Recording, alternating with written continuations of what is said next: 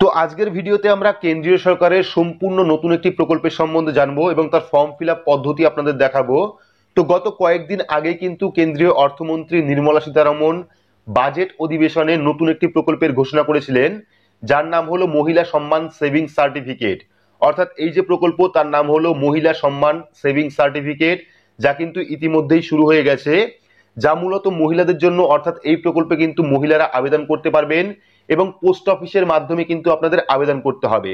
আর যদি আপনি এই স্কিমে টাকা রাখেন সেক্ষেত্রে কিন্তু 7%-এর উপরে সুদ পাবেন। অর্থাৎ যদি আপনি এই প্রকল্পে বিনিয়োগ করেন সেক্ষেত্রে কিন্তু আপনি 7%-এর উপরে বার্ষিক সুদ পাবেন। পাশাপাশি কিন্তু প্রচুর সুবিধা আপনারা পাবেন এই প্রকল্প থেকে। তো এই প্রকল্পে কারা কারা কিভাবে আবেদন করবেন, কিভাবে ফর্ম ফিল আপ করবেন, এই প্রকল্পের উদ্দেশ্য কি রয়েছে, বিস্তারিত কিন্তু আজকের ভিডিওতে আপনাদের দেখাবো। তো ভিডিওটি প্রত্যেকের জন্য খুবই গুরুত্বপূর্ণ, অবশ্যই শুরু থেকে শেষ পর্যন্ত দেখবেন। ভিডিওটি ভালো লাগলে লাইক করবেন, চ্যানেলটিকে সাবস্ক্রাইব করে পাশে রাখা বেল আইকনটি প্রেস করে নোটিফিকেশন অল করে রাখবেন, সবার সুবিধার্থে ভিডিওটি শেয়ার করবেন। তো চলুন শুরু করি। তো ফর্ম ফিল আপের আগে প্রথমেই দেখে নেব মহিলা সম্মান সেভিংস সার্টিফিকেটের উদ্দেশ্য কি, এই প্রকল্পে কারা কারা আবেদন করতে পারবে, কিভাবে আবেদন করবেন, কি কি সুযোগ সুবিধা আপনারা পাবেন।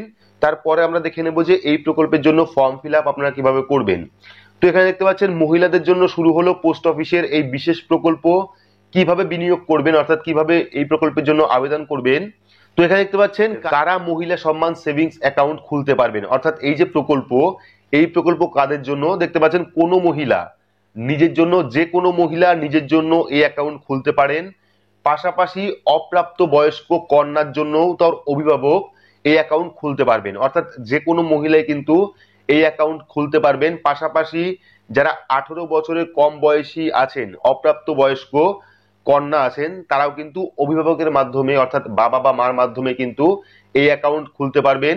2025 সালের 31শে মার্চ পর্যন্ত বা তার আগে ফর্ম 1 পূরণ করতে হবে। অর্থাৎ এই প্রকল্পের জন্য কিন্তু 2025-এর 31 মার্চের আগে 1 নাম্বার ফর্ম আপনাদের পূরণ করতে হবে মহিলা সম্মান সেভিংস অ্যাকাউন্টের জন্য। তো এবার আমরা দেখব যে মহিলা সম্মান সেভিংস সার্টিফিকেটের ঊর্ধ্বসীমা কি রয়েছে, অর্থাৎ আপনি যে বিনিয়োগ করবেন সেই টাকার ঊর্ধ্বসীমা কত রয়েছে। তো দেখতে পাচ্ছেন এই প্রকল্পের ন্যূনতম বিনিয়োগ 1000 টাকা। অর্থাৎ যখন আপনি অ্যাকাউন্ট করবেন আপনাকে কিন্তু ন্যূনতম 1000 টাকা বিনিয়োগ করতে হবে। এরপর 100 টাকার গণিতকে যে কোনো অঙ্কে জমা করা যেতে পারে। অর্থাৎ 1000 টাকা জমা করার পর কিন্তু আপনি 100 টাকা করে এই অ্যাকাউন্টে রাখতে পারবেন।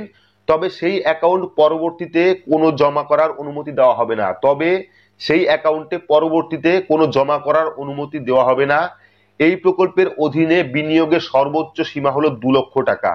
অর্থাৎ ন্যূনতম 1000 টাকা এবং ঊর্ধ্বে 2 লক্ষ টাকা পর্যন্ত কিন্তু আপনারা এই সেভিংস অ্যাকাউন্টে রাখতে পারবেন।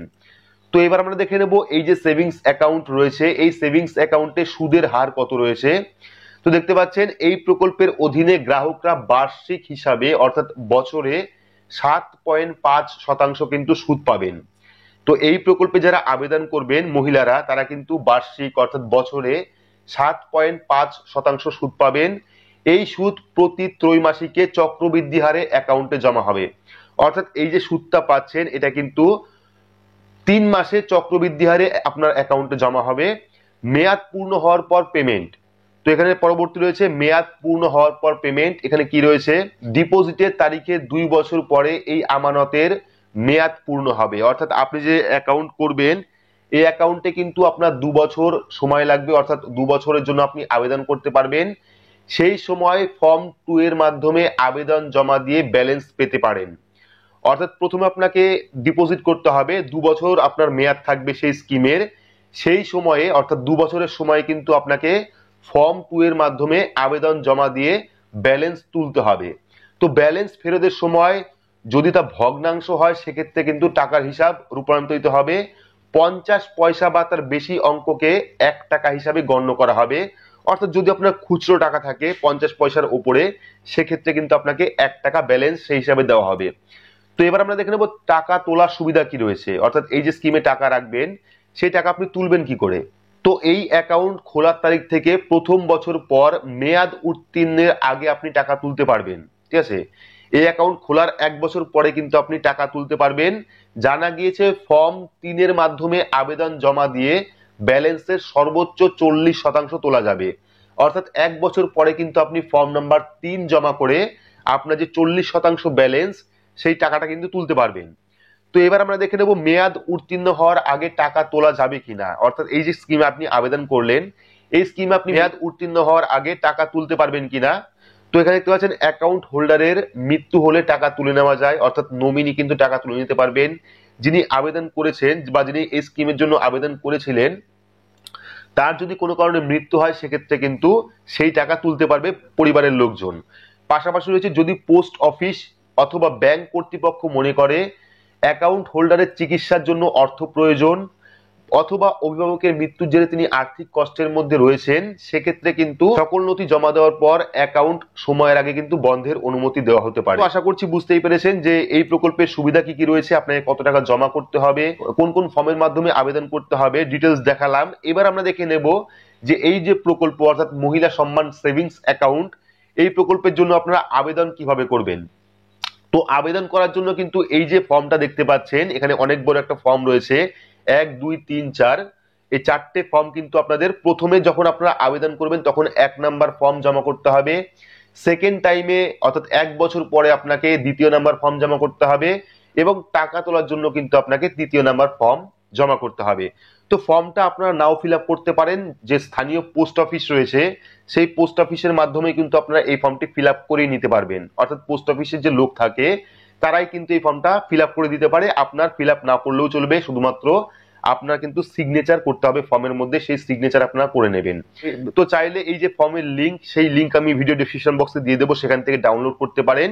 বিশেষ কিছুই নয়, আপনারা যেভাবে নর্মালি ফর্ম ফিল আপ করেন ঠিক একইভাবে আপনার নাম, জন্ম তারিখ, আধার নাম্বার, ডিটেলস, অ্যাড্রেস দিয়ে কিন্তু আপনারা এই ফর্মটি ফিল আপ করতে পারবেন। 4টে ফর্ম রয়েছে, 1 নাম্বার, 2 নাম্বার, 3 নাম্বার, 4 নাম্বার, 4টে ফর্মেরই লিংক আপনারা ভিডিও ডেসক্রিপশন বক্সে পেয়ে যাবেন, সেখান থেকে ডাউনলোড করতে পারেন এবং এই স্কিমের জন্য কিন্তু আবেদন করতে পারেন। বিশদ আরো জানার জন্য আপনারা অবশ্যই স্থানীয় যে পোস্ট অফিস রয়েছে, বিশেষত এই স্কিমটা কিন্তু মূলত পোস্ট অফিসেরই, সেক্ষেত্রে আপনার যে স্থানীয় পোস্ট অফিস রয়েছে সেই পোস্ট অফিসে গিয়ে কিন্তু আপনি এই স্কিমের সম্বন্ধে আরো বিস্তারিত জানতে পারেন এবং ডিটেলসে কিন্তু বুঝতে পারবেন। তো এইবার যদি আপনারা এই প্রকল্পের ফর্ম ফিল আপ সম্পূর্ণ পদ্ধতি দেখতে চান তাহলে অবশ্যই কমেন্ট বক্সে জানাবেন, চেষ্টা করব পরবর্তী সময়ে বা পরবর্তী ভিডিওতে আপনাদের সম্পূর্ণ ফর্ম ফিল আপ পদ্ধতি দেখাবো। তো এই স্কিমের সম্বন্ধে যারা জানতে আগ্রহী বা যারা ফর্ম ফিল আপ করতে চাইছেন তারা অবশ্যই কমেন্ট বক্সে জানাবেন, আমি পরবর্তী ভিডিওতে কিন্তু সম্পূর্ণ ফর্ম ফিল আপ পদ্ধতি আপনারা দেখাবো। বাকি আপনারা চাইলে পোস্ট অফিসে গিয়ে কিন্তু ডিটেলস জানতে পারেন, এই ফর্মটা কিন্তু আপনারা পোস্ট অফিসের মাধ্যমে ফিল আপ করতে পারবেন এবং এই ফর্মটাও কিন্তু আপনারা পোস্ট অফিসেই পেয়ে যাবেন। তো আশা করছি সম্পূর্ণ বিস্তারিত বোঝাতে পেরেছি যে মহিলা সম্মান সেভিংস অ্যাকাউন্ট যে নতুন প্রকল্প, সেই প্রকল্পের জন্য আপনারা কিভাবে আবেদন করবেন, ফর্ম কোথায় পাবেন, কিভাবে ফর্ম ফিল আপ করবেন, এই প্রকল্পে কোন কোন সুযোগ সুবিধা রয়েছে। তো ভিডিওটি আপনাদের কেমন লাগলো অবশ্যই কমেন্ট বক্সে কমেন্ট করে জানাবেন। ভিডিওটি ভালো লাগলে লাইক করবেন, চ্যানেলটিকে সাবস্ক্রাইব করে পাশে রাখা বেল আইকনটি প্রেস করে নোটিফিকেশন অল করে রাখবেন, সবার সুবিধার্থে ভিডিওটি শেয়ার করবেন। তো আজকের মতো এইটুকুই, ধন্যবাদ।